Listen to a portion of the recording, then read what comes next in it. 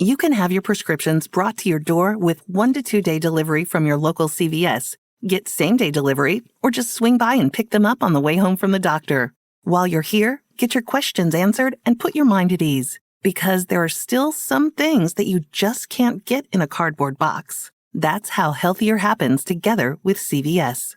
Not all prescriptions eligible for delivery. Restrictions apply. Visit cvs.com/delivery for details. Hey, and welcome to the HA podcast. I'm Danny Sheriff, the host of this podcast, the founder of the HA Society, and an HA recovery coach who has walked wherever you currently are. This is the place to come if you care about getting your period regularly. This podcast aims to educate, inform, and keep you motivated on your period and HA recovery track. I would love it if you could rate and review this podcast, 5 stars only, to help make this podcast easier for other women with HA to find it. And last thing, nothing from this show should be taken as medical advice. Please seek the advice of your physician. I know a question on your mind is, how long will recovery take me? And I know that because I get that question a lot. And it's tough because the timeline can be really unknown. And look, I can't give you a magic answer that's 100% accurate, but what I can do is ask you a whole lot of questions to understand things like what your lifestyle is, where your mindset's at, what have you already tried, what are you willing to try and not willing to try, and a lot more questions like that to determine a general range that you could expect. So I created a quiz to help get that answer to you because I was asking these types of questions to girls all the time. So I thought I'd make a quiz, and it's called How Long Might It Take to Get My Period Back? The quiz. So once you go through it and you answer the questions, it will give you not just a time range, but a quick description of how you might be feeling to help you connect with that answer and see it, make sure, yes, like this fits, this feels good for me. And don't worry, these ranges don't have to be set in stone at all. The goal is to allow you to look at the range that came based on your answers and decide, do I want to do this or do I want to speed this up? So once you get your range, you'll also get a few emails from me that week with some important tips that are specific to you to help you work through some of the roadblocks that could be slowing you down and in turn speed up your recovery time frame. So take the quiz now. Just head to quiz.thehasociety.com or find the link in the show notes and let's do this. That's quiz.thehasociety.com. Hey everyone, so today we have a special episode.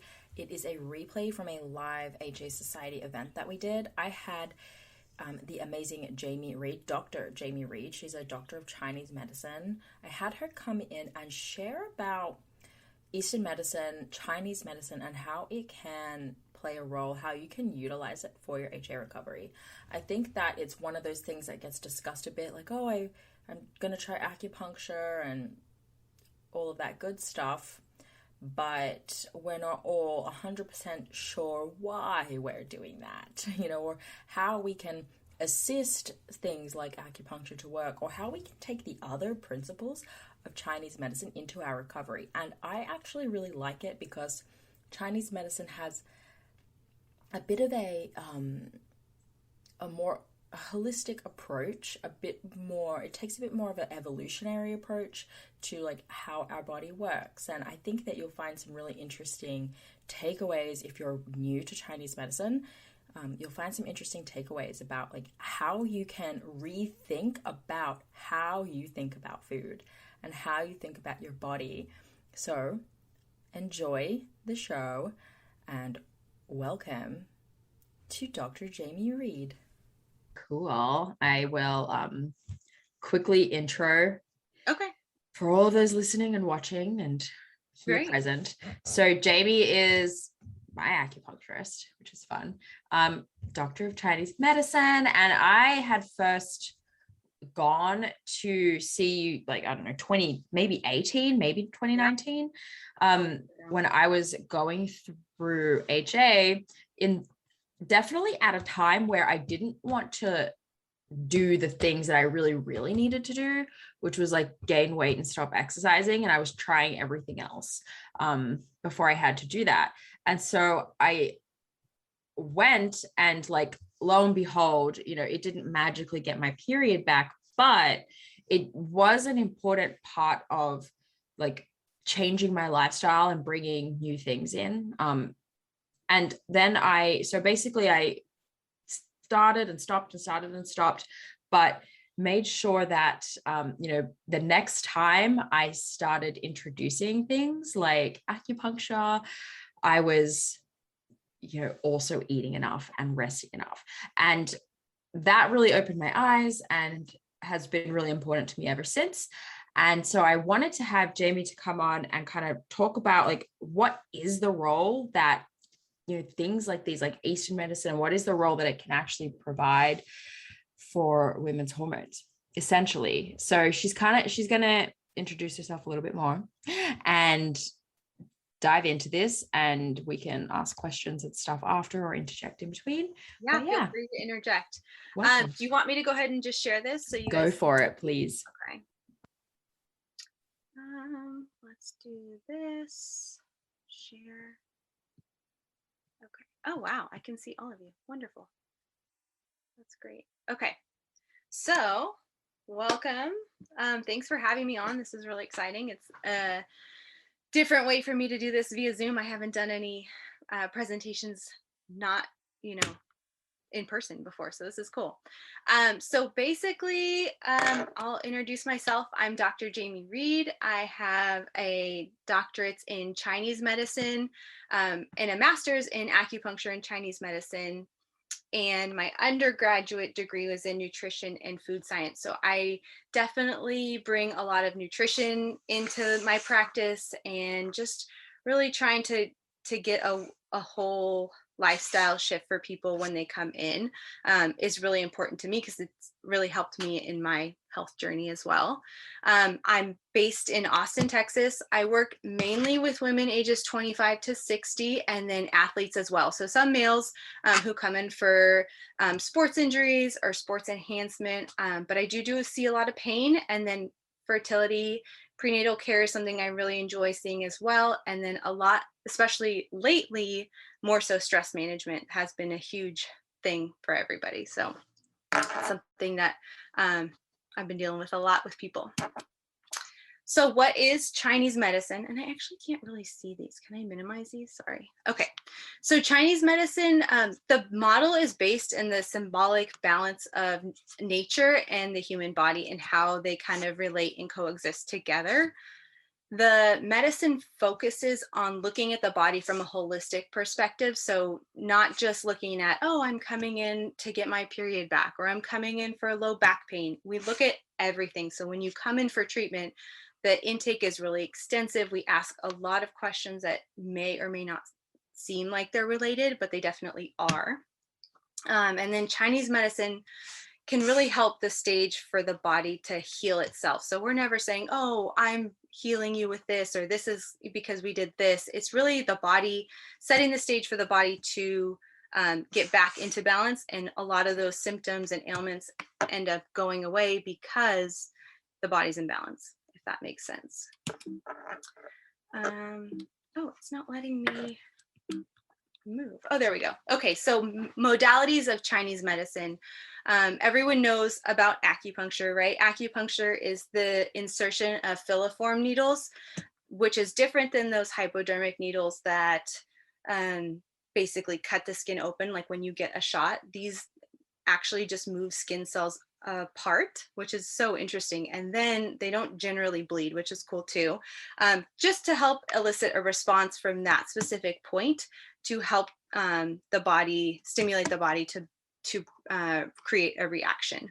Herbal medicine, so that could be anything from roots to twigs to rocks to resin to pretty much anything found in nature that is taken internally or externally to help support and nourish the body.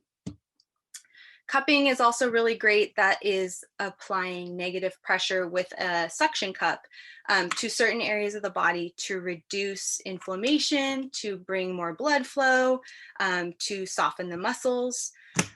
And then TCM Nutrition, which I think is really interesting. Having a background in Western nutrition, I didn't really feel like I learned a whole lot to help people when I went for my undergraduate. And this nutrition is interesting because its origin is based in nature, right? So where the food comes from, the temperature of the food, the type of chi that it contains. And so a really good example, which seems kind of crazy, is like walnuts. Walnuts are really helpful for stimulating the brain, and they're really healthy for the brain, but they also look like a brain.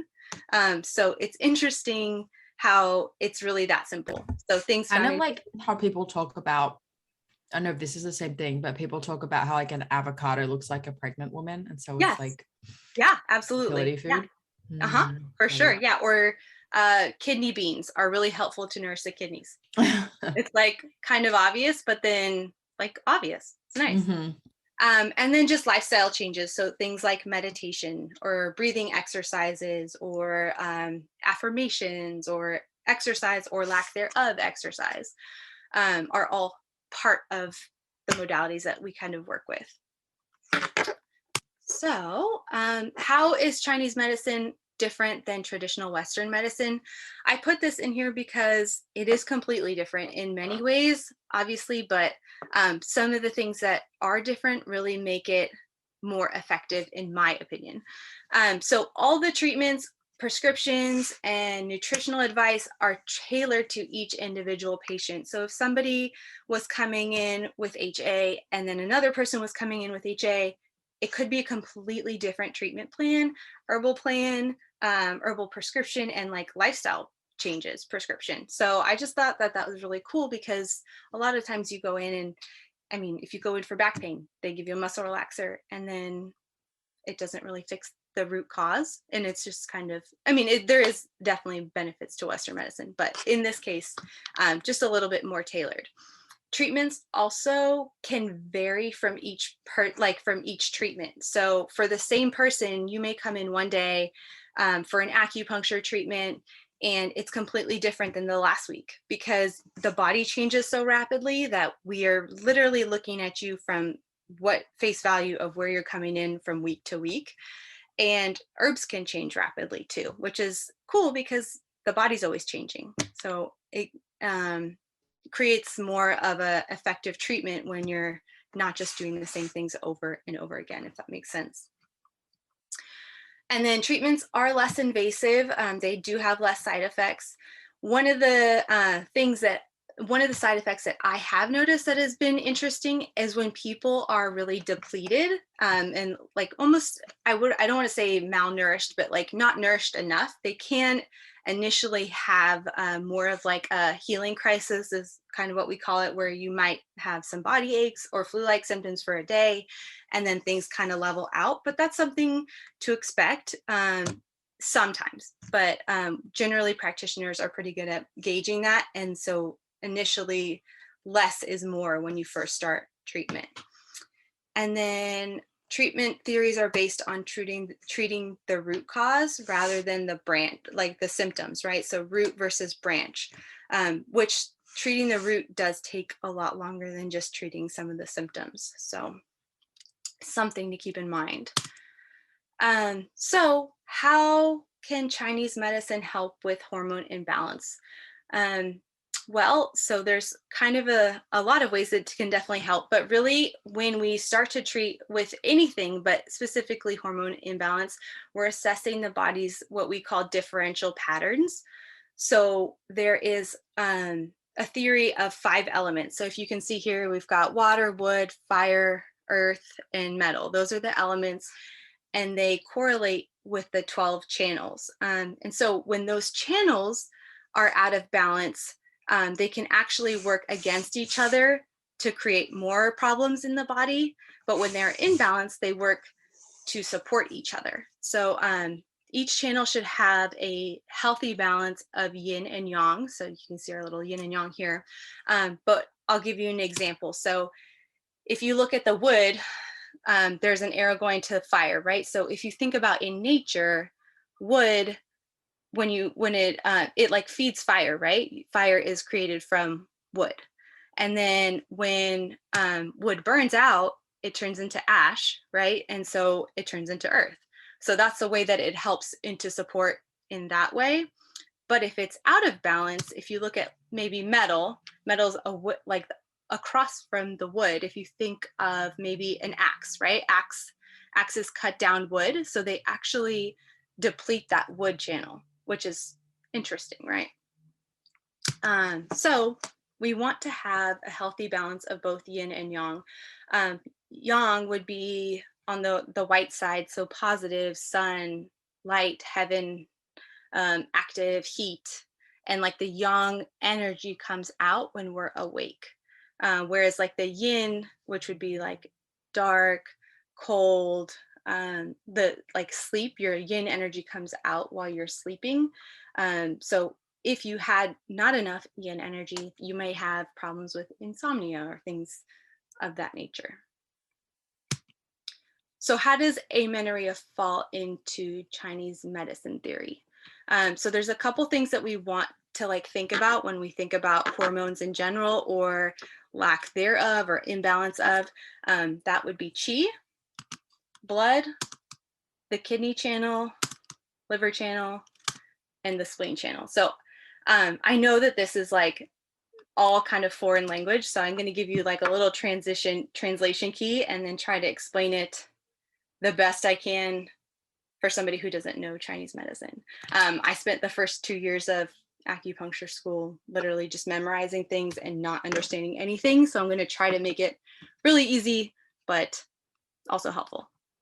So qi, you could think of qi as energy, right? The life force of the body, your will to move, and maybe the like the SA node of the heart, right? Where the heart pumps to pump the blood, qi moves the blood. Blood is obviously blood, super basic, understandable. We'll use a word called stagnation. Stagnation refers to like being stuck or lack of flow in the body, and that usually is referred to with qi. So like you'd have stagnant energy, so things are not flowing how they should. And there's also damp, which is a coagulation of fluids, a retention of fluids that you could think of damp as maybe like phlegm in the lungs when you have a cold, or cyst could be a coagulation of dampness and damp fluids. And then stasis refers to just being stuck as well, but in the sense of maybe blood rather than like qi. Do you guys have any questions about that? I know it's kind of like, you guys are probably like, what are you talking about? But no, I actually think that's really helpful context going in. And it's like people should have to do like a mini course before they do it, so that they're going in. I like it. Okay, good. It's kind of a foreign language, so to speak. So some things to consider before we get into some of the patterns I'm going to talk about is that not everyone falls into just one pattern. Sometimes you can have maybe two patterns, or maybe just a portion of one pattern. So the way we treat is by treating the deficiencies first, and then the excesses first, and then the deficiencies second. So you'll understand what I'm talking about when we get into it.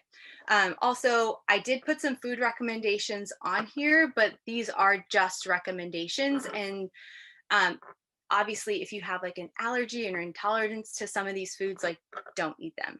These are things that help support those channels and nourish those channels. So you know your body best. If you know you can't tolerate those, don't do it. And then food is medicine. So for you to make major changes to a system, these should be eaten regularly over time, and excessive doses once in a while are not going to really make any shifts or changes. So the first one, and I know these terms are kind of strange, but I think with the lifestyle explanations, you'll kind of understand. So the first one is liver, blood, and kidney yang deficiency. Some symptoms of this, so period has not started by age 18, or has and has stopped after being really scanty or irregular, so not really having a heavy period or a normal period at all. So symptoms would be like fatigue, low back pain, dizzy, maybe depressed, or feeling of cold, and maybe like no will to do things. The body type, or the type that is generally falls into this category, is somebody with like a really low body fat percentage, a young athlete who maybe an endurance athlete, or somebody who's been just really working in the athlete scene for a really long time and has never even gotten their period because of their body weight so low. So the nutritional standpoint from that to like help support that would be eating more lamb, venison, kind of more nutrient dense foods, and a little bit more fattier, healthier fats, but like healthier foods.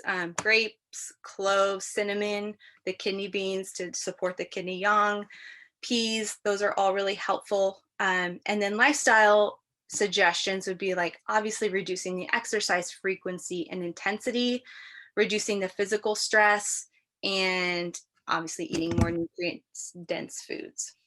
Is there something that all of those foods have in common, or is it that they all provide something different?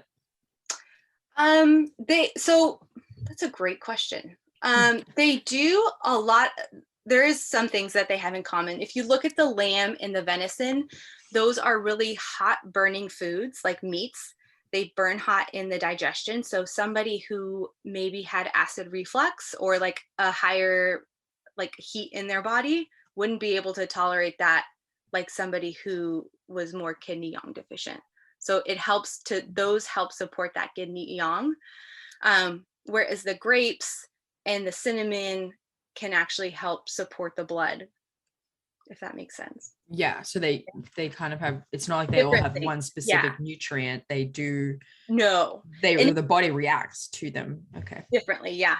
And I actually, if you want, I can add in some, I have full lists. These were like just bits and pieces of things that I know are really helpful for those, but there's a whole food list, nutrition like booklet I have that I can. That'd be fun if you guys need it. Yeah.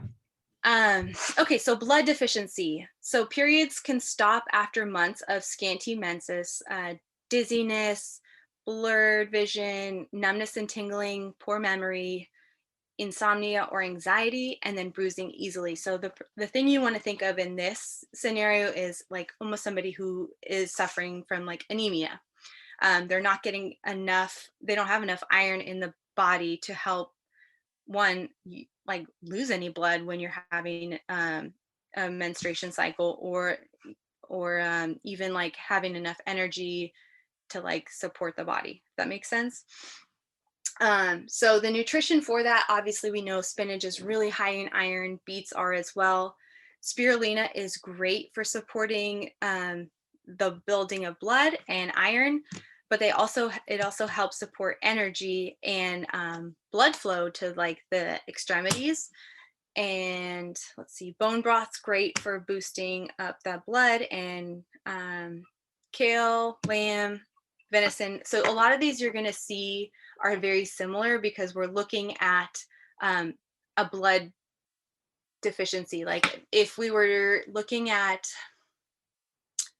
something to do with the lungs, maybe like asthma or something like that, the foods, like the different patterns for those would be different than, does that make sense? So like a lot of the foods that you're going to see that are nutritionally like suggestions are because we're helping to support a certain type of like hormone or like pattern in the body, if that makes sense, even though the patterns are different. So that's why there's some reoccurring. And then lifestyle, cooking with a cast iron skillet is one of the best things that you can do for this kind of condition, because it helps you actually get iron with the cooking. It is a little bit harder to clean, but you get it's like not toxic, which is great. And then another lifestyle recommendation is the deep 4-7-8 breathing technique, where you breathe in for 4 seconds, you hold for 4 seconds, you exhale for 4 seconds, and you kind of work up to 4, then you work up to 7, then you work up to 8. that's really going to be helpful for supporting the blood and the lungs to bring more oxygen to the blood. Okay, so the next one is spleen and kidney yang deficiency. The symptoms for this is no periods. This could either be a primary or secondary amenorrhea, fatigue, loose stools, cold limbs, poor appetite, low back pain, bloating, and fluid retention. So this is the type is generally like undernourished. It's maybe somebody who's been on a low carb diet for a really long time, someone who's been working out, trying to like maybe lean out, and they're still having digestive issues, or not ever feeling like they're like leaning out to where they should be if for the amount of calories that they're taking in. And it's really because the spleen is having a hard time transforming those fluids. So that's where you get that bloating and that fluid retention. So some things that would be really great for this would be sweet potatoes, rice. While those are like more dense carbohydrates, they're actually really helpful for supporting the spleen, so supporting digestion, which will also help build more blood. Lamb, grass-fed beef, trout is really helpful. If you think about how trout swims, it swims like upstream, and it has a lot of chi, so it helps support that spleen chi. That's kind of one of those TCM tricks that they have. And then ginger, cinnamon, oats, almonds, chickpeas, and then really trying to make sure that you're eating their foods at a warm temperature. So smoothies would be something that, while they're really helpful and healthy for nutrients to get like some good fast carbs, it really can actually deplete that spleen chi and the kidney yang. So you want to be eating things that are warmed up, cooked, especially in the morning first thing. And then lifestyle, meditation is going to be really helpful, focusing on being present, and trying not to worry or overthink. One of the things we've heard many times, I'm sure you guys have heard it too, is that if you think of like when you think of depression and anxiety, when you're in the present moment, you're just present, right? You're just living in that space. And if you are living in the past or thinking about things that have already happened and overthinking or worrying about those, you can tend towards that depressive side, or anxiety where you're worrying or stressing about the future. So really trying to just be present is going to be really helpful to support that spleen chi. And then increasing food intake for sure, especially carbs. Carbs are really going to be helpful in this condition, and they're helpful in general. They're good for your brain. It's just, maybe the right carbs is good. Okay, so liver and kidney yin deficiency. So some symptoms for this is obviously no periods, primary or secondary, dizziness, dry eyes, blurred vision, insomnia, low back pain, night sweats, and tinnitus, so ringing of the ears. So this type is really somebody who's been under a high amount of stress for a long period of time, overworked, overtrained. You kind of want to think maybe more of an adrenal fatigue type of person, or maybe even like a great example would be a grad student who's working out 6 days a week, doing all the things, getting everything done, and their stress is just really high, and they're never allowing themselves the time to recover. So this is kind of that pattern. So nutrition: apples, asparagus, clams, crab, duck. So if you see, these are more colder proteins, which I guess cold is not the right term. Proteins from like the ocean, clams, crab, those help support that kidney yin more. They're a little bit more, I don't want to say necessarily cooling because they are cooked, but they just have a more of a yin supportive, what's the word? A yin supportive quality.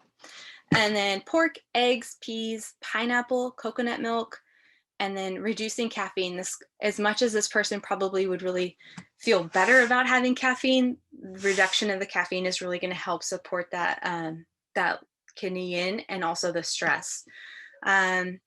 Lifestyle changes would be a yin style yoga. So yin yoga is more of, if you're not familiar, of a restorative yoga. There's not a whole lot of movement. You're staying in one position for a longer period of time and really just deep breathing. Meditation is going to be really great for this person too. And then low intensity body weights. And one of the most important things that we could do for this person is like trying to get them 8 to 10 hours of sleep per night. Sleep is going to be one of the most important things in this whole process, especially with regulating any hormones, because your sleep is the time where you recover, where your body does all the things it needs to do to heal itself during the night. And if the sleep isn't great, or if you're not getting enough sleep, it's going to be a lot harder to get to full recovery. Heart and kidney yin deficiency. So no periods after emotional problems. Heart palpitations would be a sign, insomnia, the night sweats, red cheeks, anxiety, dizzy, low back aches, and tinnitus again. This kind, you want to think of maybe some trauma, PTSD, and then from resulting in that also adrenal fatigue. Bananas would be really great for this person, avocado, spinach, seaweed, pears, lemons, great. The coconut milk again, and egg whites are really helpful for supporting the yin. So lifestyle, meditation, consistent sleep routine. And when I say consistent sleep routine, more so really making sure that that person, especially if they've had any emotional trauma, feels really safe going to sleep. So the routine is always the same. Maybe you're taking a bath right before bed and then doing some breathing exercises and not having any TV on, or whatever seems to work for you consistently, and doing it regularly so that you can restfully get 8 to 10 hours. That's going to be ideal for sure. The yin yoga would be really great for this person. And then counseling or support group is going to be really helpful too, because being with people who understand what's going on with you and have some understanding and support is going to be really helpful in getting that kidney yin and that heart deficiency, that anxiety that those people feel down, which is important. So heart and spleen blood deficiency. So no periods after an emotional sadness or emotional stress, worry, or grief. This could be loss. It could be a life change, which would result in symptoms of palpitations, heart palpitations, anxiety, insomnia again, fatigue, poor appetite, or loose stools. This is somebody who's been under high stress for a long period of time as well, overworked, overtrained, but is really struggling emotionally as well.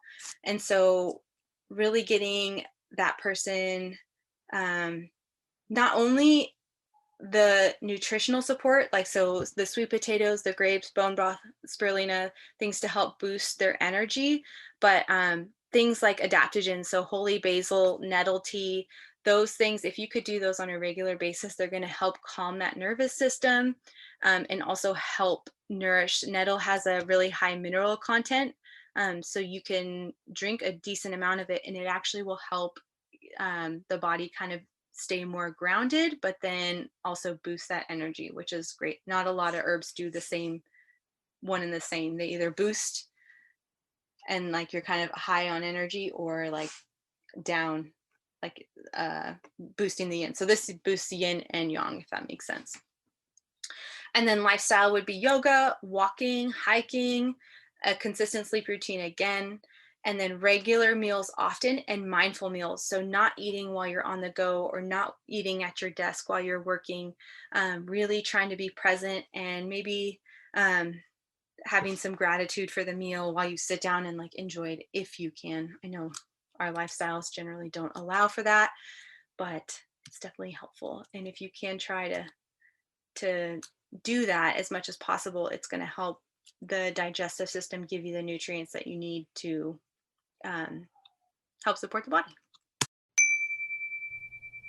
the HA Society is taking clients.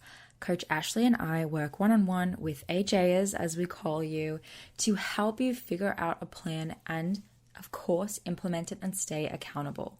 Whether you've worked with a health practitioner already and you just want to stay accountable and strategic with the plan that they've laid out for you, or you want to start from scratch looking at all the aspects of your recovery needs and to create a game plan to reach those needs, then we are definitely your girls. When you sign up to work one-on-one with one of us, we're going to go over your history, your biggest obstacles, ensure that we're taking into account your specific goals, and start making a plan to reach them. So those goals could be getting your period back, could be getting pregnant, could be getting back to exercise or sport, or simply working on your mindset around your body image and long-term recovery. We also can teach you the fertility awareness method. So if you want to learn that so that you have the skills you need to go out into the world on your own without fear of getting HA again, we have got your back. So our coaching packages are either weekly or bi-weekly and only a month at a time commitment. So you're not paying tons and tons of money for 5-6 months. It's month to month, which is awesome. Makes perfect sense for period recovery, right? So to learn about other women's experiences working with us and to apply for a coaching spot, plus ask any questions that you might have before getting started, just go to thehasociety.com/coaching. So chi and blood stagnation. The symptoms are secondary amenorrhea with irritability, mood swings, bloating, abdominal pain, waking at night, specifically from the hours of 1 to 3. That is that liver channel time. And so if you're waking at night and having a hard time going back to sleep, wide awake, and then you finally fall asleep and then you're exhausted, that's that liver chi kind of getting stagnated. Refreshed from working out. So these people generally have an excess of chi that is not able to move. And so for people who feel so good after a high intensity workout and they're lighter and they feel like a nicer person, that is this pattern for sure. Stressed and overworked. Some of the nutrition stuff for this is actually a little bit different than the other ones because it's more of an excess versus a deficiency. So mustard greens are really helpful for moving chi. Kale, spinach is great. These are things that kind of are lighter foods versus like the heavier, denser meats and yin supportive stuff. Limiting caffeine is going to be really helpful. Lemon balm is a herb that you could make a tea out of, and that holy basil again is also an adaptogen, which will kind of, the body does with it what it needs, but it's also very grounding and helpful for stress and anxiety. And then lifestyle, alternating high intensity workouts with yin yoga. So this isn't working out 6 days a week, doing crazy intense workouts, but that high intensity for a short period of time to where you get that release of chi, and then alternating it with supporting that yin. So you got that healthy balance of yin and yang is going to be way more effective than just doing one or the other for this person. So a healthy balance of burning energy with those restorative practices.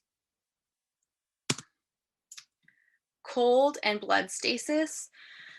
This is a secondary amenorrhea for sure. Abdominal pain is pretty much the main and only symptom and it's relieved by warmth.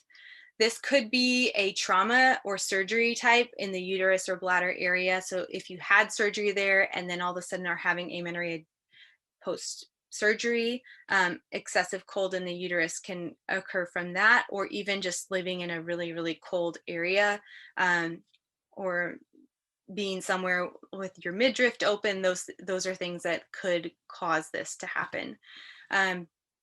Nutrition wise, ginger, onions, leeks, radishes, parsnips, all those things that are really warming and pungent and moving are going to be much more effective for relieving this kind of pattern. And then lifestyle, a warm water bottle or a heating blanket on the abdomen nightly. You could also do it on the low back. Light to moderate exercise, hot yoga would be really helpful, and moxa.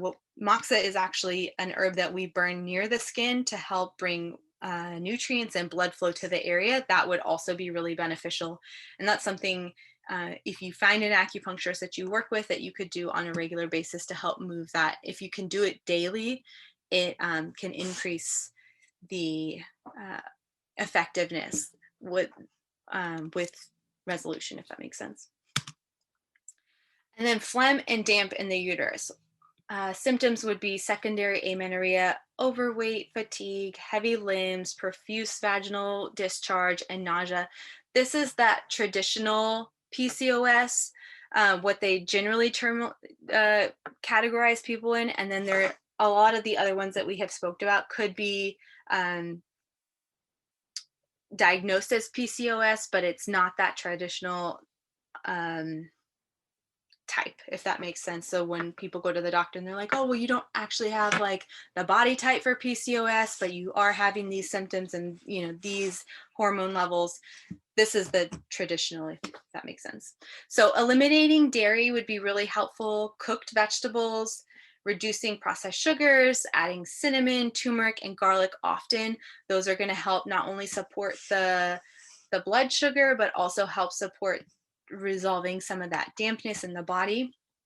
Lifestyle changes would be swimming, resistance band, body weight exercises, yoga. This one also, this Qigong and Tai Chi are also really helpful. Those are two Chinese medicine practices that basically are it's a martial art essentially, and it actually helps you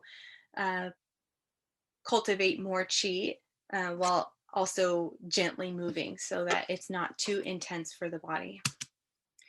So I have done 2 graphs for you guys, or charts of all of these. So if anyone wants to look at them, they're exactly all the information that was in the slides, but it's kind of nice to compare and contrast from one to the other. So those are there for you if you need or want to look at them.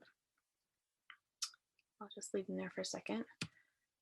And then tips for lifestyle rebuilding for nourishment. So one of the most important things, I think I've already said this quite a few times, is sleep. Key is 8 to 10 hours per night.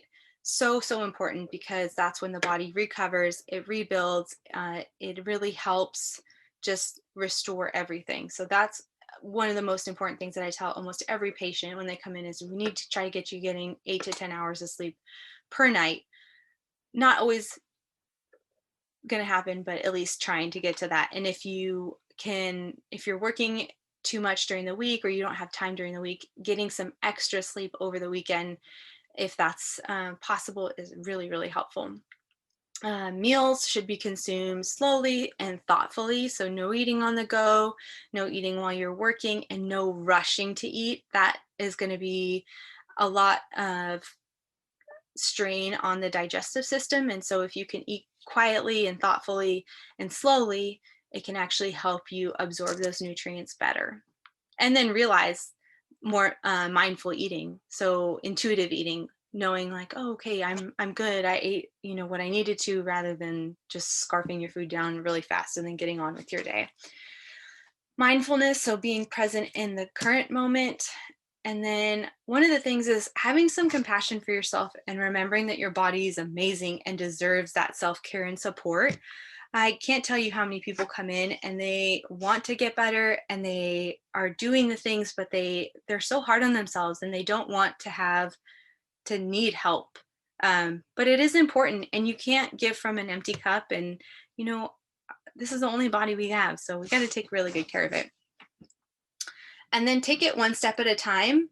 Change takes time. So expecting that things are going to change in one month or, one menstruation cycle, the body needs some time to heal and recover, and we should give it that time.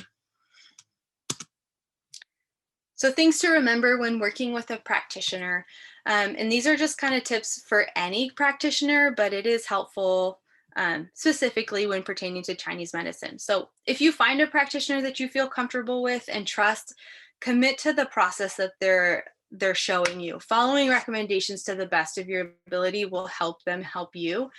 So if you know that you have a really hard time taking pills or herbs or tea or whatever they're recommending to you, maybe committing to setting a reminder in your phone or having the herbs in your purse so that you could take them when you're on the go, or really trying to commit to maybe the sleep cycle or sleeping a little bit more. Those things are going to be really helpful. And then just jumping into it, committing to it. Another thing is no details too small or insignificant. A lot of the times when people come in for their initial consult, they'll tell me, oh, I don't know if this is important or if I should tell you this, but blah, blah, blah, blah. And like, really, it is important. There are times where I'm like, wow, thank you for telling me that, because I wouldn't have known to maybe try this or to give you this. So there is no detail that's too insignificant.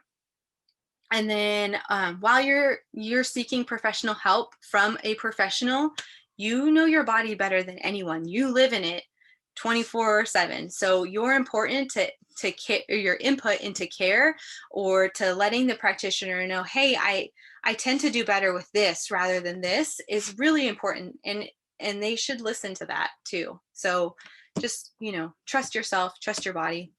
And then I recommend when you're working with a new practitioner, only do one practitioner, not at a time, but don't go into it and say, okay, I'm going to switch my whole lifestyle. I'm going to see a chiropractor. I'm going to see a naturopath. I'm going to see an acupuncturist, a massage therapist, because while it's great to have a team helping you with those goals, it's hard to see what's actually making those shifts if you start all these things all at once. So another thing too is a naturopath may give you a bunch of things to take, and then your acupuncturist may say, hey, you need to take these herbs and switch this, and you're never going to know what really is working unless you kind of pick one thing to commit to at a time.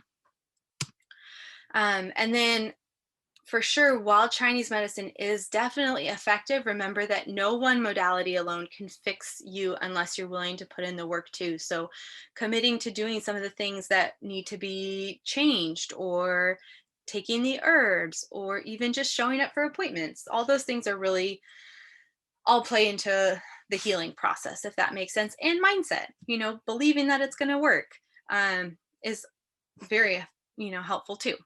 And then just staying focused on what your goals are.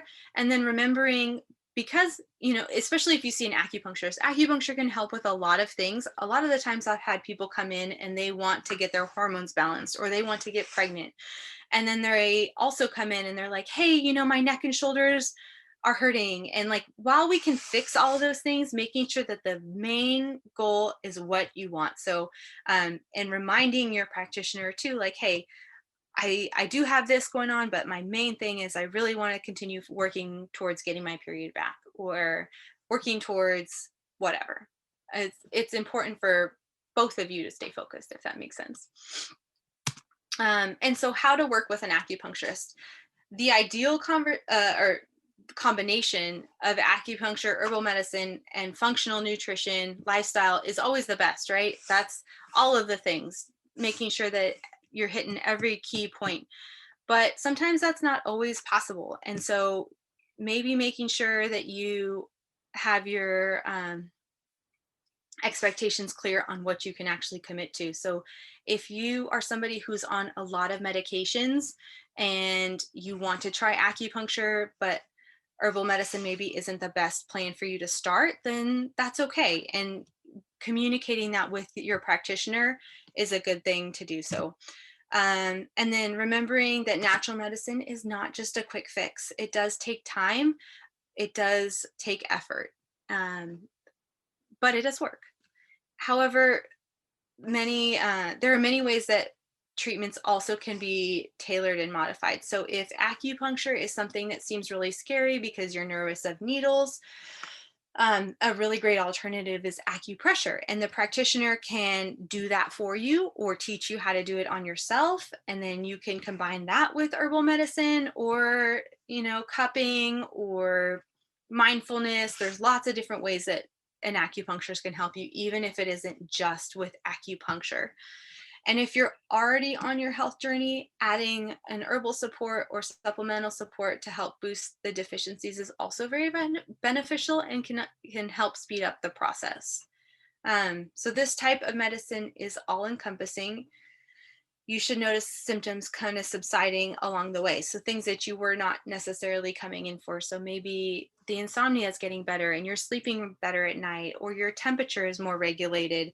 Those are things to notice and pay attention to as well, because we're really treating all of you and not just the one thing that you're coming in for, if that makes sense. Do you guys have any questions? That was a lot. Yeah, Ashley. So cool. Like, I love all this. So like my nerd is like, bing. But one of the questions was more like the spleen. So a lot of times about the spleen yang, or right, yang.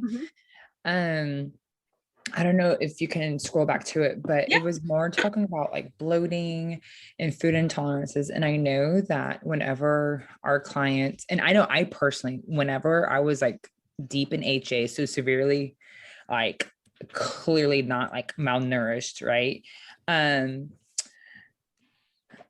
Like I feel like my food sensitivities, anytime I'm underweight, I feel like my food sensitivities get really bad. Then it's the bloating, and then obviously the stress, right? So is that like, I mean, I know it's not in my head, but how can this like explain like the spleen, the spleen and kidney about, and then probably obviously not eating enough carbs. And it's interesting that in that moment, like I would be like drawn to warm oats with cinnamon. I was just like, I ate this like a wild person. And a lot of our clients actually will eat a lot of warm oats, even though they're still undernourished. Yeah. So the spleen chi is basically your digestive system, right? So the spleen and the stomach are the ones that basically they turn the food into nutrients for your body to absorb. So if your spleen chi is deficient, you're going to have a lot more of food allergies, food insensitivities in general. And so it is a tricky thing, because a lot of the times the herbs that support that and the foods that support that are carbs that have maybe gluten in them, where people can tend to have more of a reaction. So without getting into the crazy details of it, and generally those people, like I was talking about, that fall into other patterns may have more of a liver excess. So that would have been, let me see if I can find it, but basically it's the irritability, it's that like stress in the neck and shoulders, those kind of things that also will actually counteract on that spleen chi. So it depletes that spleen chi.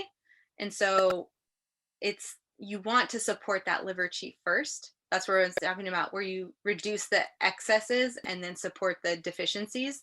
And that's generally when we're treating how it works. But yes, very much so.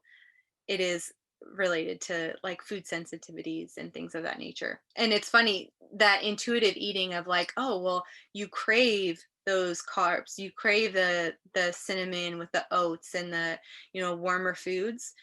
Really, it's important to listen to the body, because a lot of the times people are like, I love smoothies and I want to eat these smoothies, but like they make me feel sick or I feel bloated after. Or salads. I see a lot of people that come in and they're like, I eat really well. I eat salads for lunch every day. And then I have a lull in the day of energy at like 2:00. And it's basically because those people have a spleen chi deficiency and then put cold salad into their burner.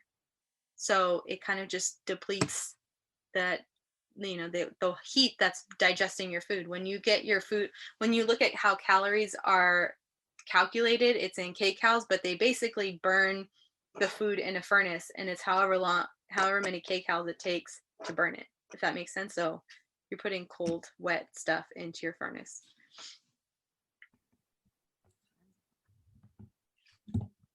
Any other questions? Elizabeth, you have one? I have a couple actually. So, just like Ashley just said, I'm also that spleen and kidney yang deficiency type, but I was never restricting carbs. I was restricting fats a lot, and I actually ate a lot of carbs.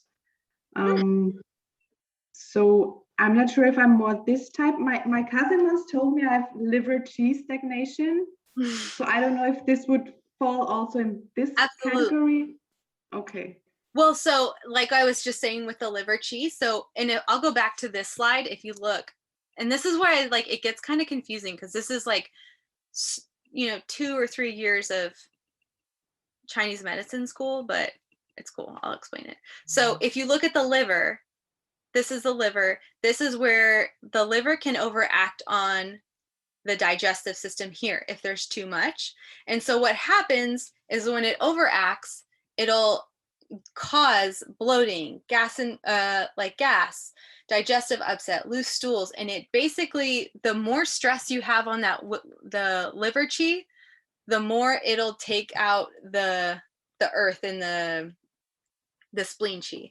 And so even if you were not restricting calories or carbs, if your liver chi stagnation was so much that it was overacting enough on that, it would cause you to have all those symptoms, even if you weren't restricting carbs. But it tends to be somebody who is restricting carbs. If that makes sense. So, and that's where we get into not everybody falls into only just one pattern. So yeah. That makes a lot of sense. And also I've really big trouble when seasons change, and that's also when the earth element comes in. So yeah. Nice. Yeah, that is also, if you look at wood generally, the two channels that are related to wood are liver and gallbladder. And the gallbladder is the changing of the season, or the changing of time zones. So whenever somebody has an issue with that, if you go to nourish and support the gallbladder and regulate that chi, they tend to be fine after the shift of that. But for you specifically, if we go back to, let me see if I can find, even though you have the patterns for that spleen chi deficiency, oops, oh my gosh, it went way too fast.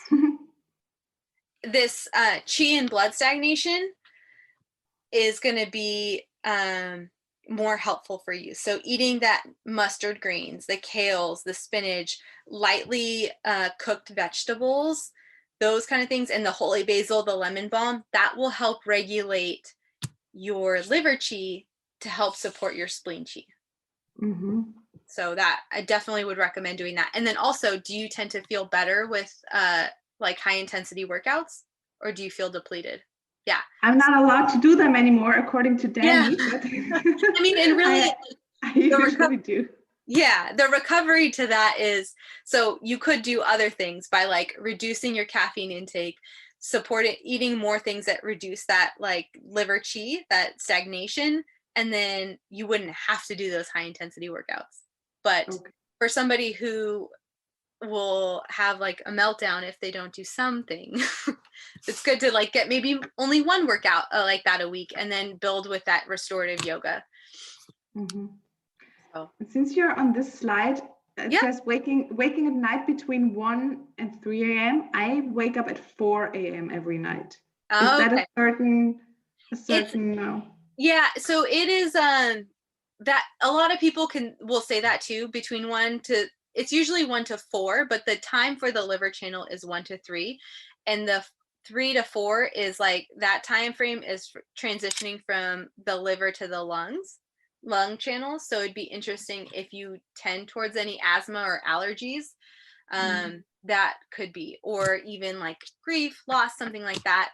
Sometimes it can shift a little bit, but most of the time it's usually 1 and 3, but it could happen. I guess maybe clocks are off in different time zones too. But yeah, that is definitely a thing. And I do see sometimes people be I always wake up at 4 a.m., but they have a very clear, distinct liver channel excess. And so it's not always set in stone. That's the thing. It's very fluid, the medicine in general, because everyone's a little bit different. Now, I was just wondering, because when I wake up half an hour later, I am really sick. I have extreme morning sickness. So I thought maybe that's some kind of related, but probably not. Like so sick that like do you feel hungry or do you feel It's not like it's your stomach? It's not like throwing up sickness, but it's just like a very deep and heavy nausea. And it goes away when I drink warm water or hot or tea. Yeah. So that would be so the nausea is really indicative of like a spleen qi deficiency. So probably I would imagine and it's not always set in stone, like I said, but what I would imagine, what do you eat before bed? Mostly yogurt and cereal. Right before bed? Maybe 2 hours. 2 hours before. Maybe if you cut out, I would say you want to try to maybe eliminate any like cold wet, because that's going to like hurt that spleen qi. So if you did something like warm, maybe like some almonds or something like even oats, like almost like an oatmeal kind of warmer food before bed with a protein, you may notice that nausea goes away. Because what happens with like dairy, and I forget where that one was. Let me see. It's actually a dairy alternative. It's not really dairy. It's just almond yogurt but it's still wet and cold and sweet. Yeah, right. And cereal too. Cereal's like a cold, wet carb. So you could even try just warming it up, the cereal, like heating up the milk before you before you put it in there, and see if that doesn't make a shift. But generally that nausea in the morning is a spleen qi deficiency. And you may notice that kind of resolves, or even doing a little bit more protein before bed. Thank you. No problem. So excited. It's fun to do. Oh, well, we have 2 minutes. So there was a couple other questions. One of them, I feel like you actually answered pretty much at the end of your slide, but Elena just said that she recently tried acupuncture and is planning to go regularly for the next couple of months. Are there specific instructions that should be given to an acupuncturist by someone like me who has got their period back, but is potentially still quite fragile? She says she's explained to her acupuncturist what she has been through, but doesn't know if they fully understand. And like she's worried about them, I don't know, I suppose exasperating an issue or not being gentle enough with it. Should you communicate? Yes, absolutely. Definitely communicate to them, because especially when you've seen a practitioner who's seen so many people and has a lot of experience, generally, if you see somebody who's brand new, they're extra careful. But as practitioners get to be a little bit more, they think that they're understanding everyone, they get to be where they're like, oh, I know this, I got this. And a lot of the times, if you have a concern about that is something that you should definitely voice again and again, because you want to make sure that you're heard. And sometimes, unfortunately, we're all human, right? We all kind of like think, oh, okay, we know what this is going on. If you're concerned about it at all, you could end up, even if they didn't do anything that was causing that to happen, it could, if you don't feel heard, you could end up having that happen even if they didn't do anything, just based on like, not that placebo effect, if that makes sense, but like kind of just being concerned about it. And then it like pops up. Have you ever like you're like, oh, I know I should say something. And then it just, you didn't. And then something happened. I think it's really important to feel that you're heard and make sure that they understand you, because then if you don't run into any problems, they know you communicated it, and telling them maybe, hey, this time, can you go a little bit less needles, or can you do a little bit less intense stimulating of these points? I mean, it's your treatment. So they need to respect that for sure. Oh, well, there you go, Elena.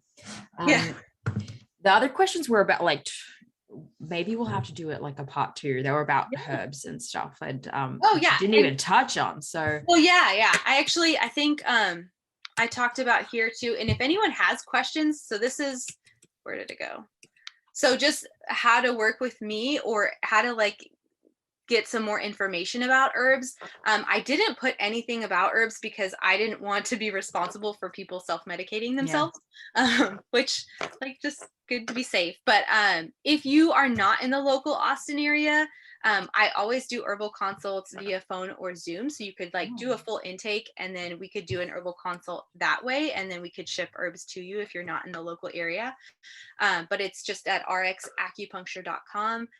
But yeah, I mean, definitely herbs are super, super helpful. And the best way that I like to say, there's two ways. If you are not very compliant, doing pill form herbs are very helpful because you just do it. It's fast, it's easy.